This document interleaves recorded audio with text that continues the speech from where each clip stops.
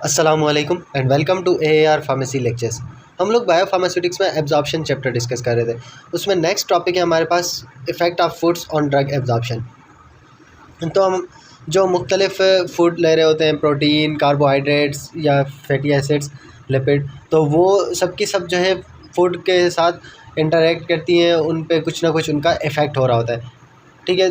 अब जब भी हम खाना खाएंगे तो उसके बाद जो है HCl की सिक्रीशन बढ़ जाती है, जबकि एम्प्टी स्टमक में जो है HCl की सिक्रीशन इतनी ज़्यादा नहीं होती। इसके अलावा बाइल की सिक्रीशन बढ़ जाती है खाने के कुछ देर बाद।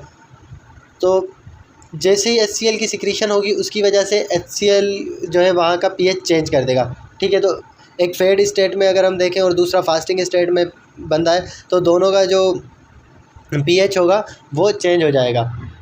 अगर हम पेनिसिलिन जी ड्रग लें फेड स्टेट में, मीन्स खाना खाया हमने उसके बाद पेनिसिलिन जी ले ली, तो पेनिसिलिन जी जो है वो एसिड लेबाइल ड्रग है। मतलब जैसे ही वो एसिडिक मीडियम में जाती है तो वो डिकम्पोज हो जाती है।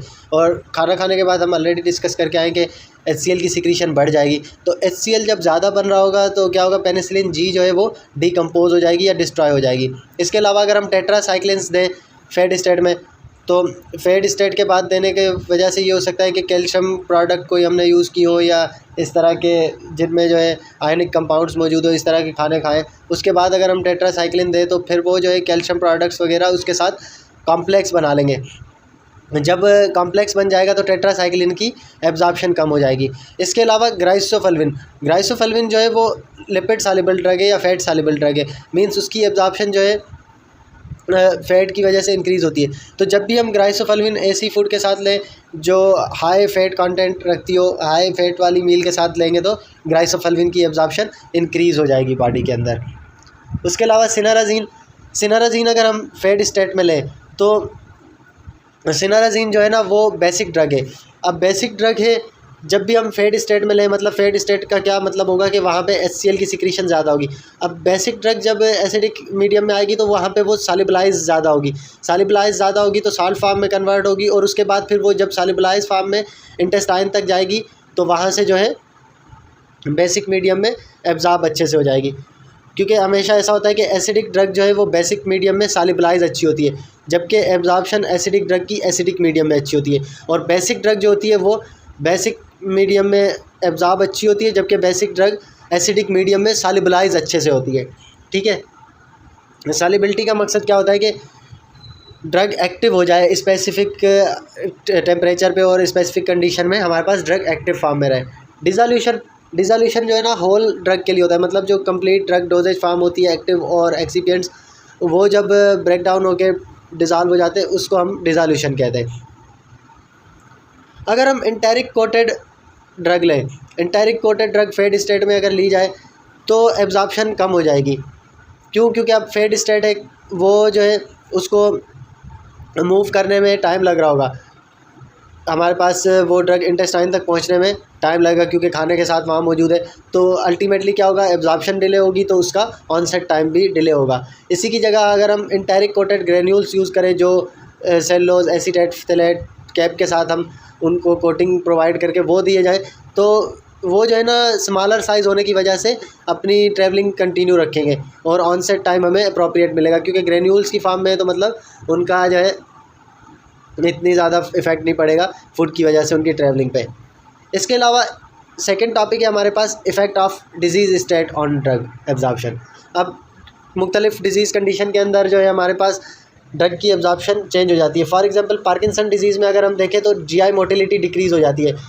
अब GI मोटिलिटी डिक्रीज़ हो जाएगी तो अल्टीमेटली हमारे पास ड्रग की एब्जॉर्प्शन में भी फ़र्क पड़ेगा।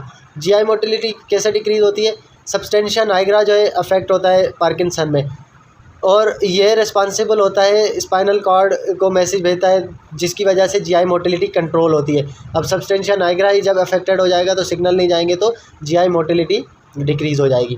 इसके अलावा एंटीसाइकोटिक्स जो है ना वो भी GI मोटिलिटी को डिक्रीज़ करते हैं, क्योंकि एंटीसाइकोटिक ड्रग्स जो हैं वो हमारे पास कोलिनर्जिक रिसेप्टर्स को ब्लॉक कर देते हैं। जब कोलिनर्जिक रिसेप्टर्स ब्लॉक हो जाएंगे तो GI मोटिलिटी कम हो जाएगी।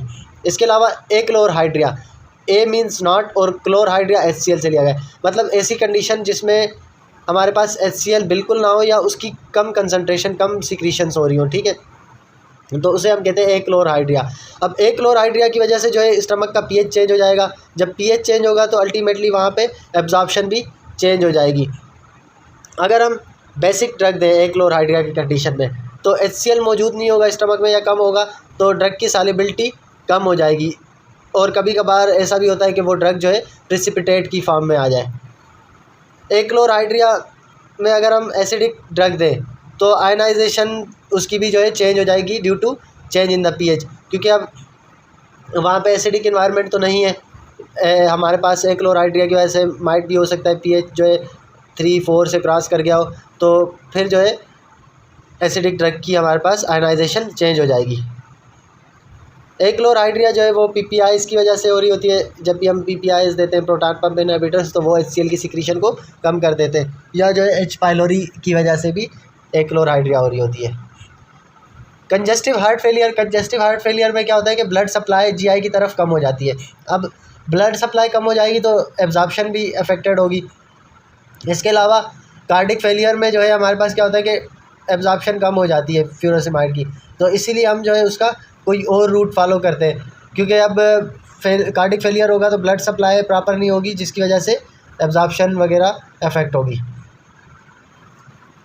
वायरल इन्फेक्शन जैसे HIV एड्स वगैरह है, उसमें डायरिया हो जाती है, तो उसकी वजह से भी जो है एब्जॉर्प्शन डिक्रीज़ हो जाएगी, क्योंकि गैस्ट्रिक कंटेंट जो है जल्दी से मूव कर जाएगा डायरिया में, तो अल्टीमेटली जो है एब्जॉर्प्शन कम हो जाएगी। इसके अलावा क्रोन्स डिजीज़ में जो है इन्फ्लेमेशन हो रही होती है। डिस्टल पार्ट जो लास्ट पार्ट होता है स्मॉल इंटेस्टाइन का, या कोलान पार्ट जो है लार्ज इंटेस्टाइन का, उनकी इन्फ्लेमेशन हो रही होती है। तो इन्फ्लेमेशन की वजह से जो है थिकनेस इंक्रीज़ हो जाएगी मेम्ब्रेन की। जब थिकनेस बढ़ जाएगी तो अल्टीमेटली एब्जॉर्प्शन कम होगी, क्योंकि मेम्ब्रेन अब ज़्यादा थिक हो गई है, तो एब्जॉर्प्शन कम हो जाएगी। तो क्रोन्स डिजीज़ के अंदर हमारे पास प्रोप्रेनोलोल की एब्जॉर्प्शन कम हो जाती है। इसके अलावा सीलिएक डिजीज़ में भी जो है इन्फ्लेमेशन होती है ड्यूडेनम पार्ट की, स्मॉल इंटेस्टाइन के। अब ये इन्फ्लेमेशन होती है ग्लूटिन प्रोटीन की वजह से, जो सीरियल्स के अंदर मौजूद होता है, ठीक है। अब हालांकि इस कंडीशन में भी हमारे पास इन्फ्लेमेशन हो रही है, मगर इसमें एब्जॉर्प्शन इंक्रीज़ होगी। सवाल यहाँ पे हमारे पास ये पैदा हो सकता है कि जब थिकनेस भी बढ़ रही है सीलिएक डिजीज़ के अंदर, तो फिर भी हमारे पास एब्जॉर्प्शन कैसे बढ़ रही है? थिकनेस बढ़ने की वजह से तो एब्जॉर्प्शन कम होनी चाहिए ना।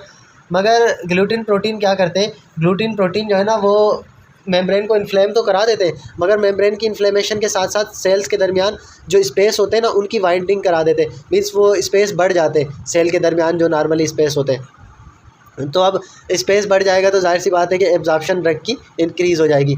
इसके अलावा ग्लूटिन प्रोटीन की वजह से जो है ब्लड फ्लो भी बढ़ रहा होता है। जब ब्लड फ्लो बढ़ेगा तो उससे भी जो है एब्जॉर्प्शन ड्रग की इंक्रीज़ होती है।